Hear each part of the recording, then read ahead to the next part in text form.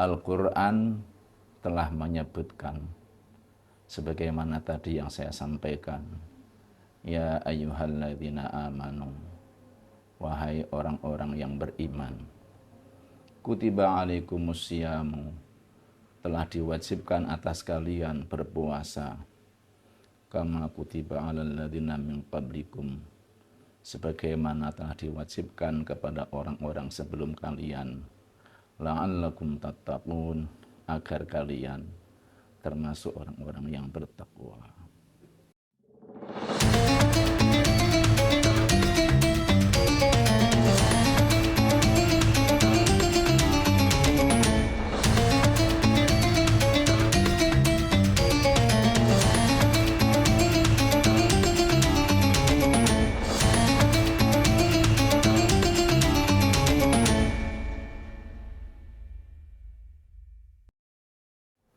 Assalamualaikum warahmatullahi wabarakatuh.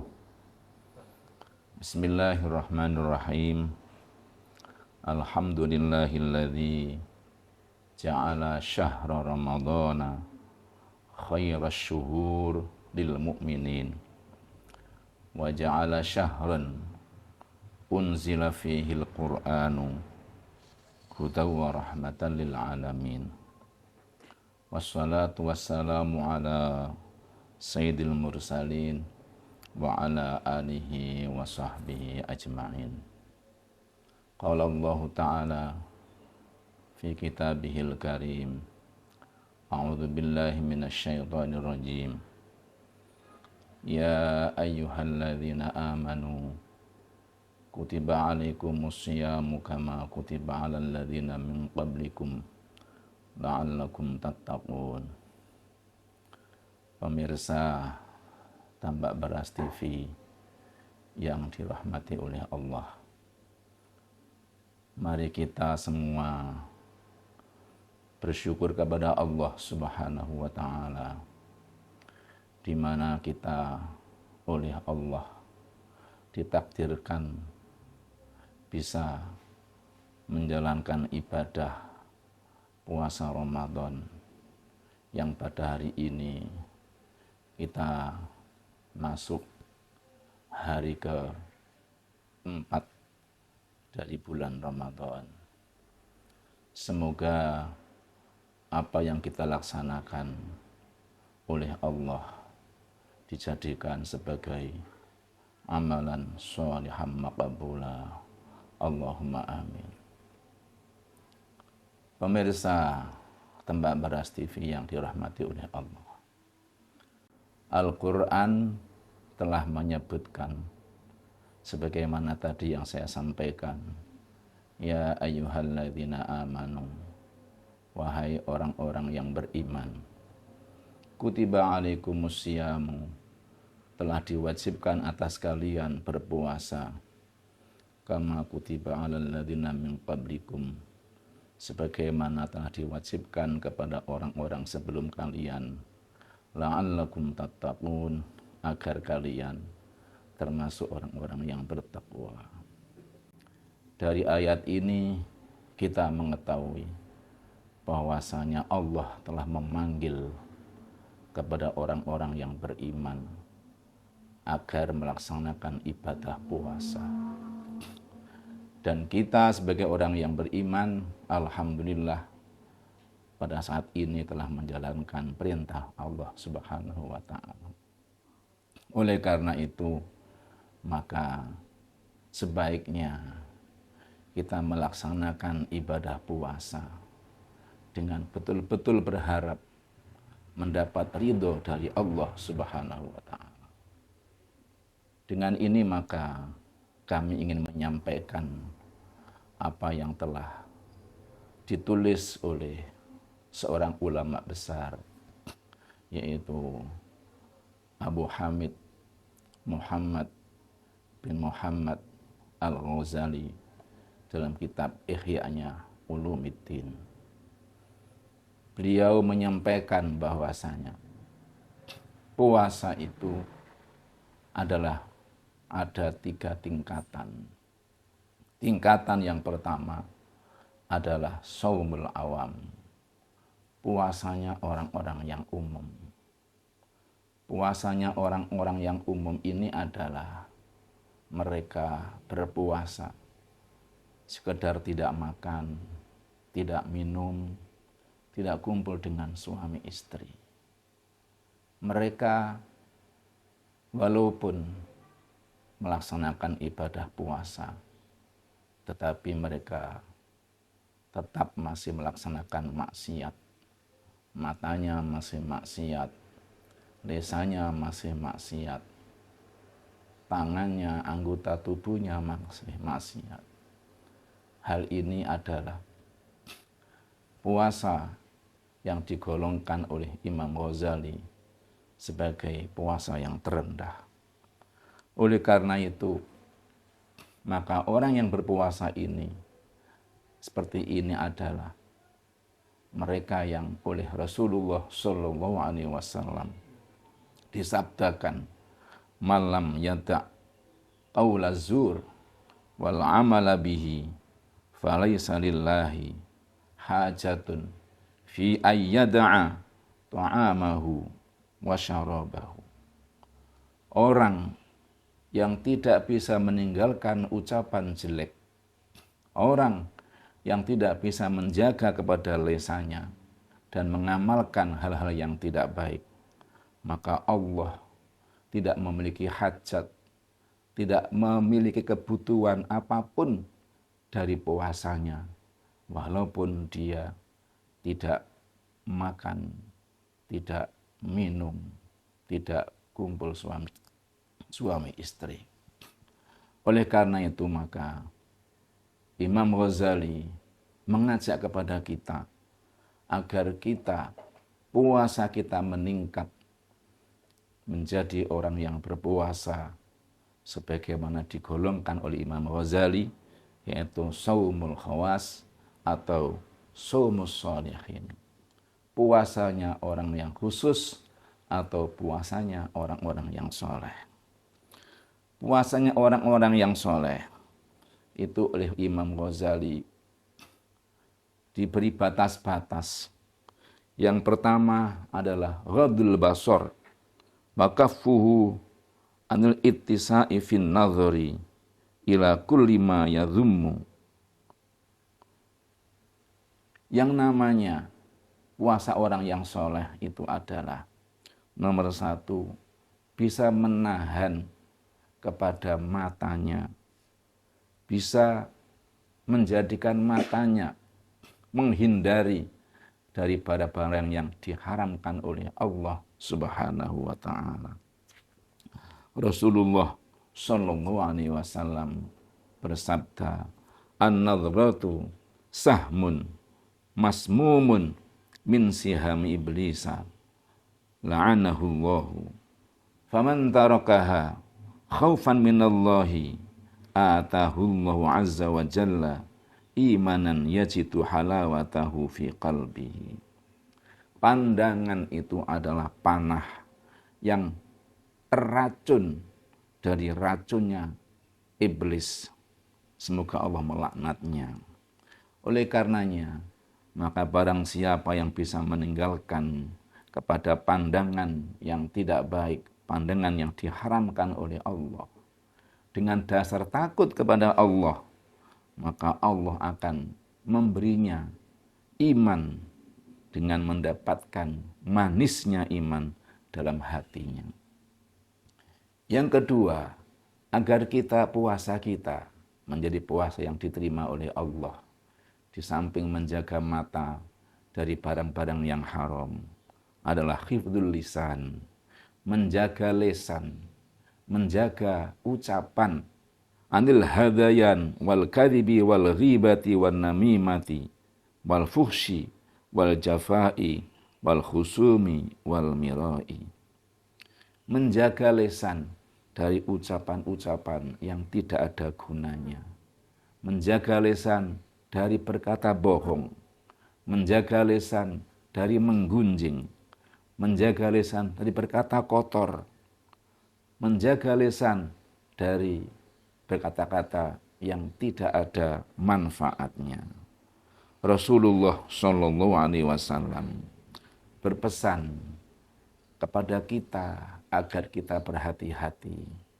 Beliau menyampaikan khamsun yuftirna as-shaima al-kadhibu wal ghibatu wan namimatu wal yaminu al-kadhibatu wan nadhru bisyahwatin.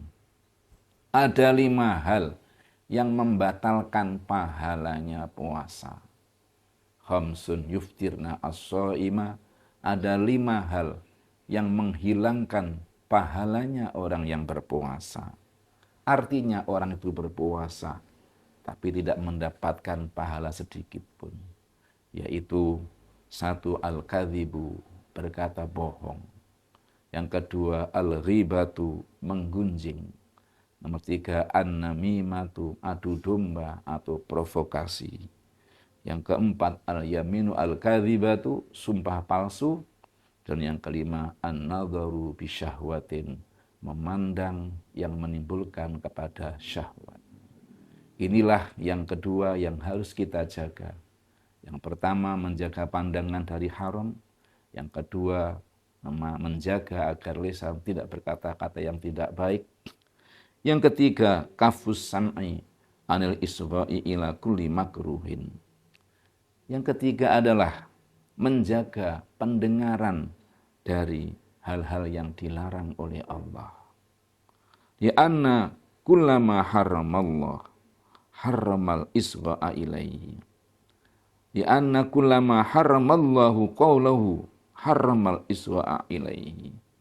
Karena semua yang diharamkan, diucapkan, maka oleh Allah juga haram untuk didengarkan.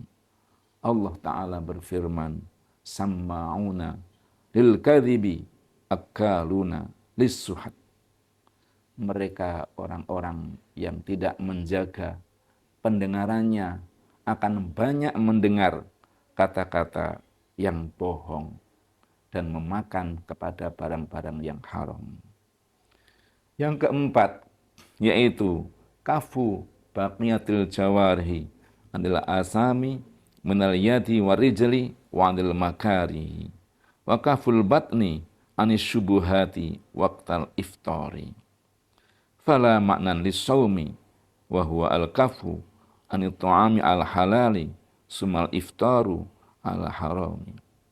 Yang keempat adalah menjaga anggota-anggota tubuhnya berupa tangannya, kakinya, menjaga dari hal-hal yang dilarang oleh Allah. Bahkan juga menjaga perutnya dari hal-hal yang syubhat, hal-hal yang tidak jelas halalnya ketika berpuasa. Imam Ghazali mengatakan, tidak ada artinya berpuasa kalau ternyata yang dimakan adalah barang yang haram. Kemudian yang kelima, yang harus kita usahakan agar kita meningkat puasa kita, termasuk puasanya orang-orang yang soleh.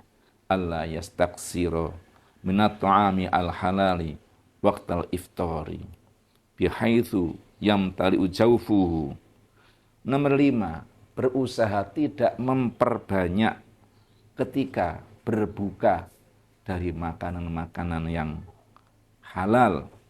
Ketika perutnya itu menjadi penuh, maka puasanya nanti kurang membawa manfaat.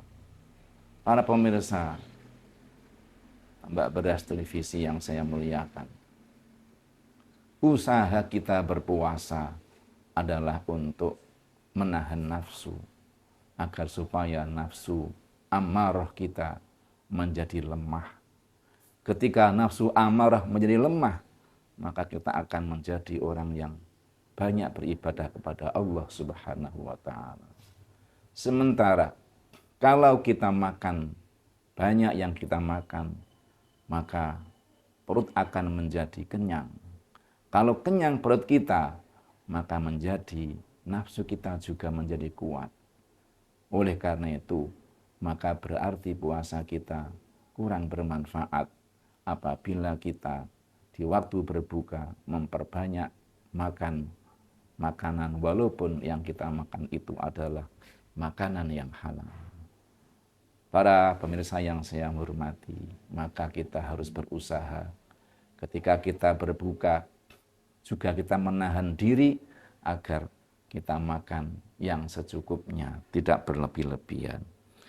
Yang keenam, ayyakuna qalbuhu ba'dal iftari mu'allaqan muttariban bainal khaufi war raja'i idz laisa yadri ayuqabbalu shaumuhu fahuwa minal muqarrabin aw yuraddu alaihi fahuwa minal mamqutin.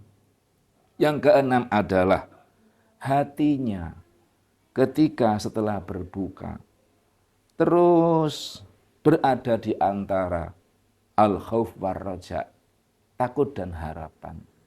Takut kalau puasanya tidak diterima oleh Allah. Yang kedua ada raja, ada harapan agar puasanya oleh Allah dijadikan puasa yang diterima oleh Allah Subhanahu wa taala. Hal ini disampaikan oleh Imam Ghazali karena apa? Karena dia nggak ngerti. Dia nggak tahu apakah puasanya diterima oleh Allah. Kalau diterima oleh Allah, fahuwa minal muqarrabin, maka dia termasuk orang-orang yang didekatkan kepada Allah Subhanahu wa taala. Sebaliknya kalau tidak diterima oleh Allah, maka dia akan menjadi orang yang mamqutin, orang yang dibenci oleh Allah Subhanahu wa taala. Oleh karena itu, Imam Ghazali memberi contoh nomor satu adalah ada seorang ulama besar, yaitu Hasan al-Basri, seorang waliullah. Suatu saat melihat orang berbuka puasa, kemudian tertawa-tawa. Akhirnya beliau mengatakan, wahai orang-orang yang tertawa-tawa ketika berbuka, apakah kalian tidak mengerti bahwasanya kalian berada di dua kemungkinan. Nomor satu, mungkin akan diterima oleh Allah puasa kalian. Yang kedua, mungkin juga akan ditolak oleh Allah Subhanahu wa taala. Oleh karena itu, maka tidak pantaslah bagi kita ketika berbuka kemudian kita bergembira-gembira karena kita masih tidak tahu bagaimana puasa yang telah kita laksanakan diterima oleh Allah atau tidak. Begitu pula ada seorang waliullah namanya Ahnaf bin Qais. Suatu saat ada orang berkata kepada beliau, innaka syekhun kabirun wa inna siyama yutnifuka. Wahai syekh, engkau adalah orang yang sangat tua sekali. Sementara puasamu menjadikan engkau lebih lemah lagi. Apa kata beliau? Jawabannya, inni a'udduhu li safarin tawilin. Aku ini walaupun sudah sangat tua dan sangat lemah dengan berpuasa, tapi aku punya harapan ini adalah menjadi bekal saya mensiapkan waktu yang akan panjang di perjalanan nanti, yaitu kematian. Orang nanti setelah mati maka akan melaksanakan sangat jauh perjalanannya sampai dengan hari kiamat. Wassabru ala ta'atillah subhanahu ahwanu minas sabri ala adzabihi. Sabar atas taat kepada Allah Subhanahu wa taala bagi saya lebih ringan, lebih enteng daripada sabar atas siksaannya. Para pemirsa yang budiman, inilah puasa yang menjadi harapan kita, yaitu meningkat menjadi orang yang berpuasa sebagaimana orang-orang yang soleh, minas sholihin. Demikian yang saya sampaikan, mudah-mudahan bermanfaat dan menjadikan kita ingat kembali agar berusaha menjadi orang yang berpuasa sebagaimana orang-orang yang soleh. Demikian, mohon maaf barangkali apa yang saya sampaikan banyak kekurangannya. Assalamualaikum warahmatullahi wabarakatuh.